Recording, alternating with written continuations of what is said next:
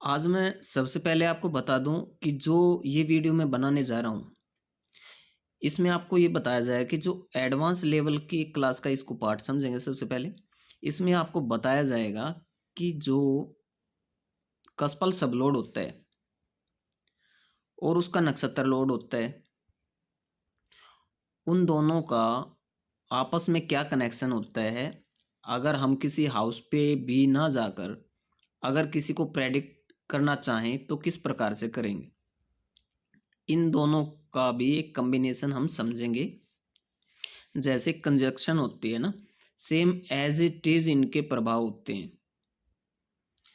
अब किसी भी, मान लो कोई भी दशा, कोई भी महादशा चलती है, उस प्लेनेट का कोई नक्षत्र लोड होता है तो उसकी कंजक्शन उसको कहेंगे। अब खास क्या है, इस वीडियो में खास ये रहने वाला है कि जब हम किसी भी ग्रह को किसी अन्य ग्रह के नक्षत्र में देखते हैं तो वो भी ठीक ग्रहों की युति जैसा प्रभाव देता है। अगर हम राशियों पर न जाकर कस्प साइन को काउंट न करके सिर्फ ग्रहों की जो प्रतिक्रिया है, मतलब उनकी जो विशेषता है, गुणवत्ता है, उस पर भविष्य कथन कैसे करें, ये खास रहने वाला है इस वीडियो में। और इसके साथ साथ में जब भृगुनंदी नाड़ी में उन ग्रहों का मेल होता है तो क्या फल कथन बनता है। तो आसान शब्दों में कहूं तो कृष्ण मूर्ति पद्धति और भृगुनंदी नाड़ी का एक साथ फल कथन करने का एक अचूक सूत्र मैं इसमें बताने वाला हूं। तो चलिए दोस्तों स्टार्ट करते हैं, वीडियो को बिल्कुल लंबा नहीं करेंगे। सबसे पहले हम जैसे एग्जाम्पल के तौर पे ले लेते हैं। अब भृगुनंदी नाड़ी में जो कॉम्बिनेशन होता है वो किस प्रकार से होता है, सबसे पहले ये देख लो। ट्राइन जो होता है 159 का, 2 6 एंड 10, 3 7 एंड 11, 4 8 एंड 12,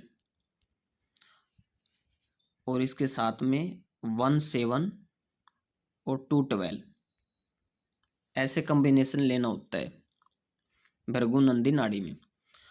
अब जब भी कोई भी प्लेनेट फर्स्ट हाउस में बैठता है और फिफ्थ में बैठता है या नाइन्थ में बैठता है तो ये ट्राइन बनता है, ये ट्राइन बनता है ऐसे, ठीक है। अब 2 6 और 10 का ट्राइन बनता है, 2 6 और 10 का ट्राइन बनता है, ठीक है सर। ऐसे हमने लेना है, ऐसे कॉम्बिनेशन बनता है।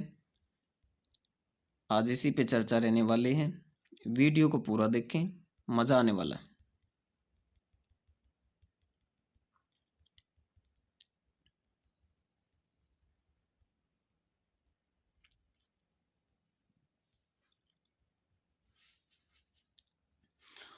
अब चलिए एग्जाम्पल ले लेते हैं।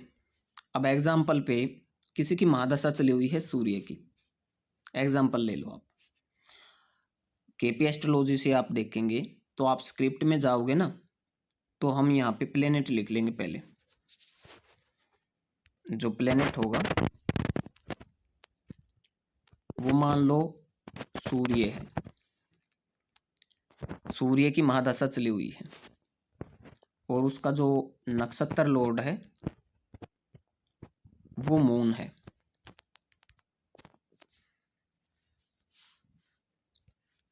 ठीक है सर।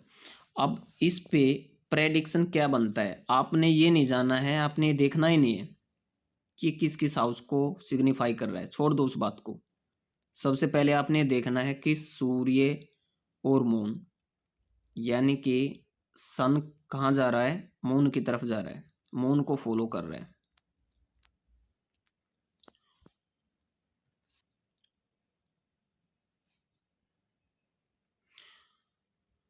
ये दोनों ही जो प्लेनेट हैं ये राजसिक स्वभाव के हैं और दोनों ही मित्र हैं।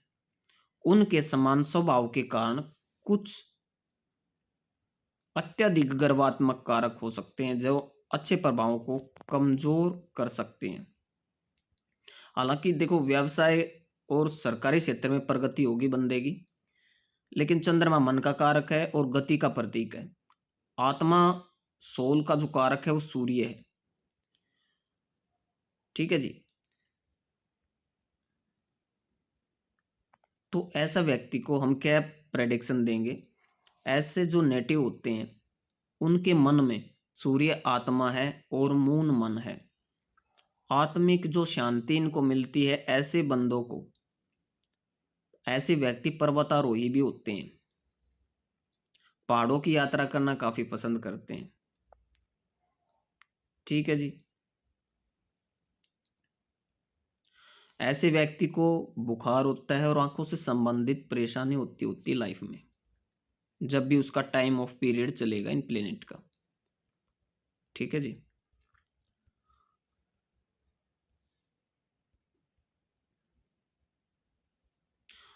और वहीं अगर हम नाड़ी नक्षत्र भृगुनंदी नाड़ी की बात करें तो सूर्य प्लस चंद्रमा, सूर्य की आत्मा है, चंद्रमा मन है। मन स्वाभाविक रूप से इंद्रियों के माध्यम से अनुभूतियों के प्रावर्तन तत्वों का संकेत है। ये ध्यान रखेंगे। बल्कि यही नहीं, जो विचारों की लहरें हैं वो भी इसमें हो सकती हैं। चंद्रमा का स्वभाव क्योंकि चंचल है और सूरज की शांत अवस्था को व्याकुल करता है, जो कि चंद्रमा के नक्षत्र में स्थित है। सूरज को मजबूर किया जाता है। अब नाड़ी में सूरज प्लस चंद्र की युति मानसिक स्थिरता देती है व्यक्ति को, और पिताजी को भी स्थिर करती है। पिता के जीवन में भी ऑब्स्टेकल आ सकते हैं, क्योंकि मून ऑब्स्टेकल है बीएनएन थ्योरी में। और जब मून प्लेनेट हो और सन जो है नक्षत्र लॉर्ड हो, तो हम कह सकते हैं कि ऐसे व्यक्ति के जो पिताजी का है ना, स्थान परिवर्तन जरूर हुआ होगा। ठीक है। तो जो नेटिव का पुत्र है उनका भी स्थान परिवर्तन योग होगा ही होगा, क्योंकि सन पिता भी हैं और सन पुत्र भी हैं। अब एक एग्जांपल और ले लेते हैं। अब जैसे भाई प्लेनेट हम यहाँ पे सन कर लेते हैं। हम प्लेनेट जो है यहाँ पे सन कर लेते हैं, और नक्षत्र लॉर्ड जो है यहाँ पे हम मार्स को कर लेते हैं। ठीक है। अब किसी का ये भी कॉम्बिनेशन हो सकता है, महादशा लॉर्ड सूर्य हो और उसका नक्षत्र लॉर्ड मार्स हो, ये भी कॉम्बिनेशन किसी का हो तो उनके लिए भी बढ़िया वीडियो रहने वाली है, जिनका ये टाइम अभी चला हुआ है। देखिए सूर्य हृदय को दर्शाता है यहाँ पे, और मंगल रक्त संचार का कारक है। ये दोनों ही अग्नि प्रधान प्लेनेट है, एक राजसिक है और दूसरा तामसिक है। सूर्य जो है वो अपने पास एक शासन शक्ति रखता है। सूर्य जो है अपने पास एक शासन शक्ति रखता है, प्रशासन शक्ति जिसको हम कह सकते हैं, प्रशासनिक शक्ति, क्योंकि ऑथोरिटेटिव प्लेनेट है सन। और मंगल क्या है, उसका जो शक्तियां होंगी वो अहंकारी होंगी। उनके अंदर जो शक्तियां होंगी वो अहम भाव को दर्शाती हैं। ठीक है। इन गुणों के टकराव और बढ़ी हुई जो तत्वों की जो प्रकृति होती है, जैसे मार्स अगर ज्यादा मजबूत अवस्था में हुआ तो सूर्य को यहाँ पे मजबूर कर रहा है मार्स, क्योंकि रिजल्ट तो मार्स देगा ना, नक्षत्र लॉर्ड देगा। तो सूर्य क्या हुआ, वहां पे परेशान हो गया। ऐसी तत्व प्रक्रिया के चलते दिमागी शक्ति पर प्रभाव डालता है ये कॉम्बिनेशन, हमेशा ध्यान करें। अड्रेनल जो ग्लैंड्स को सक्रिय करता है शरीर के अंदर, जिससे ऐसी रासायनिक क्रियाएं हमारे शरीर में उत्पन्न होती हैं जिसको स्वास्थ्य को काफी लॉस होता है, हानि होती है। मंगल यहाँ पर एनएल है, मतलब सूर्य को अपने तरीके से चलाने वाला जो स्वभाव से ही मुकदमेबाज प्लेनेट है, और सूरज के शक्ति कारण जो गुण है उसके शक्ति के, उसको प्रेरित करता है अहंकारी स्वभाव की तरफ। तो ऐसे व्यक्ति जो है ना, भाई बहनों के बीच उनके अंदर सामंजस्य नहीं रहता, कभी भी असमंजस्यता पैदा होती है। मंगल की प्रधानता अगर ज्यादा हो तो मंगल जमीन है, ठोस जमीन का कारक है, और सूर्य शासक है। अगर ऐसा व्यक्ति किसी अन्य जमीन पर प्रभाव व रोब से उसको हथियाने की कोशिश करेगा, ज्यादातर देखते हैं ना पंचायती जमीन है उन पे कब्जा कर लेते हैं, तो मुश्किलें पैदा होंगी एक टाइम ऑफ पीरियड के दौरान। और अगर बात करें नाड़ी की, भृगुनंदी नाड़ी में सूरज प्लस मंगल का योग कॉम्बिनेशन भाई को तो स्टेटस देगा, भाई को तो स्टेटस देगा, लेकिन फादर को, उनके पिताजी को चिंता और परेशानियां देगा, झगड़ा देगा, और बेटे की प्रगति में परेशानी प्रदान करेगा।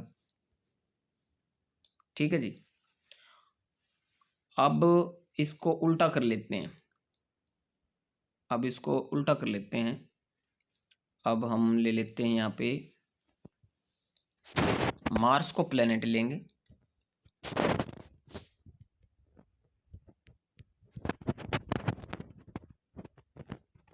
यहाँ पे मार्स को तो हम प्लेनेट ले लेते हैं, और नक्षत्र लॉर्ड जो है सन को ले लेंगे। ठीक है।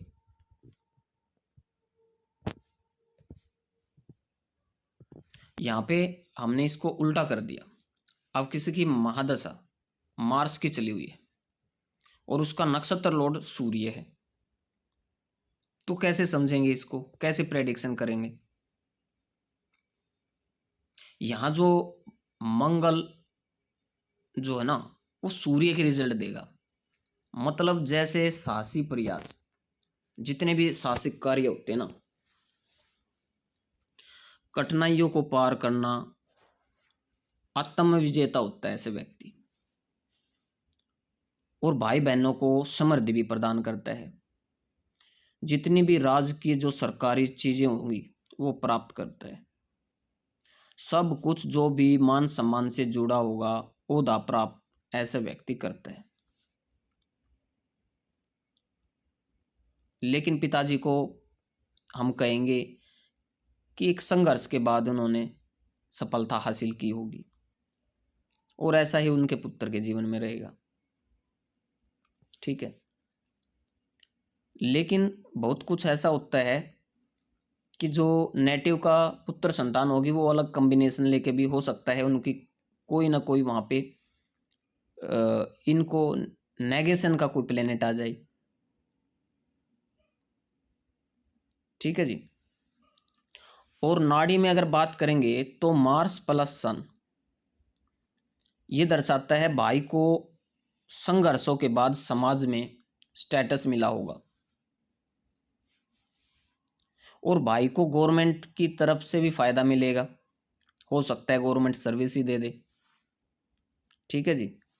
ये कॉम्बिनेशन सिर्फ मोटा मोटी तौर पे बता के जा रहा हूं इस वीडियो में, वैसे ये कोर्स के दौरान बड़ा डीपली करवाया जाएगा आपको। ठीक है। अब चलिए एक कॉम्बिनेशन और लगा लेते हैं हम यहाँ पे, जो है प्लेनेट जो है हम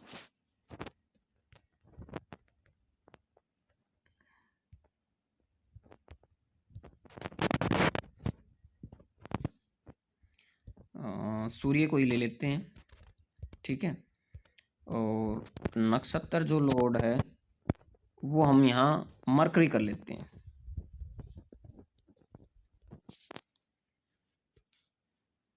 मान लिया किसी की सूर्य की महादशा चली हुई है और नक्षत्र लॉर्ड मरकरी है, तो एट्रीब्यूट जो है ना प्लेनेटरी पोजीशन के जो कंजक्शन होगी ना उसके रिगार्डिंग है ये एट्रीब्यूट है। समझने की छोटी सी बात ये है कि सूर्य मरकरी को फॉलो कर रहे हैं। सूर्य क्या है? गवर्नमेंट है। मरकरी एजुकेशन भी और बिजनेस भी है। देखो इतना तो ये होता है इसमें कि पढ़ाई और व्यवसाय बंदे के पास भरपूर होगा और सम्मानजनक पढ़ाई होगी जिससे समाज में नाम रोशन हुआ होगा। ऐसे व्यक्ति पढ़ाई के दौरान नाम हासिल करते हैं।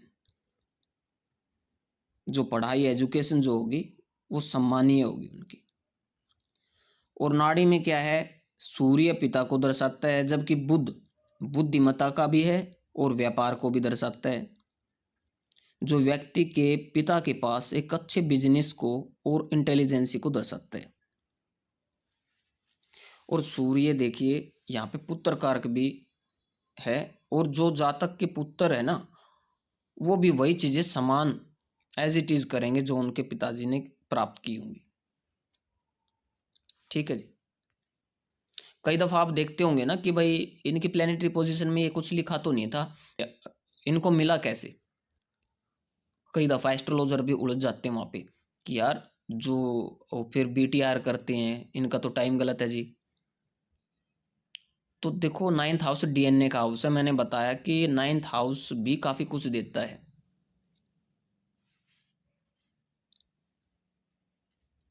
तो कभी भी मत भूलिए, जो हमें मिलता है वो हमारे एंसेस्टर की तरफ से भी मिलता है।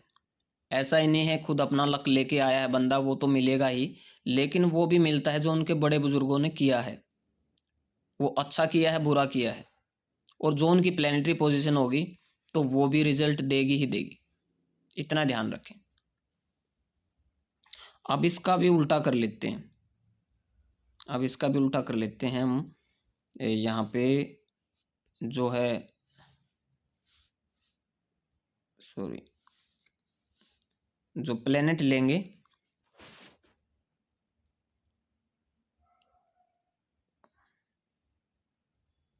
वो मरकरी लेंगे।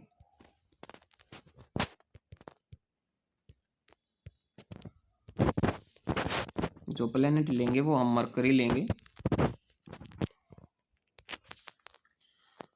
और जो नक्षत्र लॉर्ड लेंगे वो हम सन को ले लेंगे।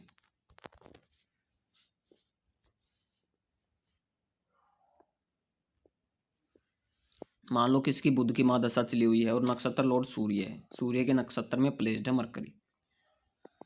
ठीक है, तो फल क्या बनेगा।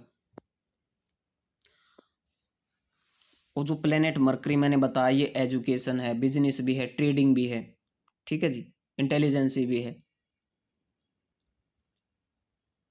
और नक्षत्र लॉर्ड जो सूर्य है वो गवर्नमेंट है, आपका स्टेटस है, मान सम्मान। हो सकता है कि व्यक्ति जो है उनका जो बिजनेस है वो कोई गवर्नमेंट लिमिटेड हो, या कोई ट्रेडिंग बिजनेस भी हो सकता है। और नाड़ी मेथड में जब मरकरी प्लस जुपिटर भी आ जाए तो मरकरी बिजनेस है और जुपिटर हो सक्सेस है, बड़ी वाली सक्सेस, या बड़े वाला बिजनेस भी हम कह सकते हैं। Jupiter gives success in education, mercury also indicates younger siblings. Jupiter success है और जुपिटर बहुत बड़ा प्लेनेट है, व्यापार काफी बड़ा हो सकता है। ठीक है, Jupiter gives success in education, mercury also indicates younger sibling. आपके छोटे भाई बहनों को भी दर्शाता है मरकरी, जो छोटे भाई बहनों को प्रायोरिटी भी मिलेगी। तो हम ये प्रेडिक्शन कर सकते हैं, pride and prosperity of younger siblings, जो भी छोटे भाई बहन होंगे उनके यंगर सिबलिंग होंगे उनको काफी मान सम्मान मिलेगा समाज में। ठीक है, काफी तरक्की होगी उनकी। और इसके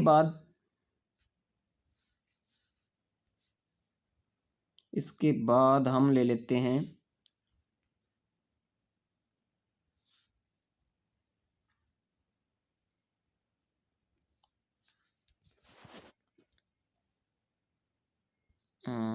प्लेनेट।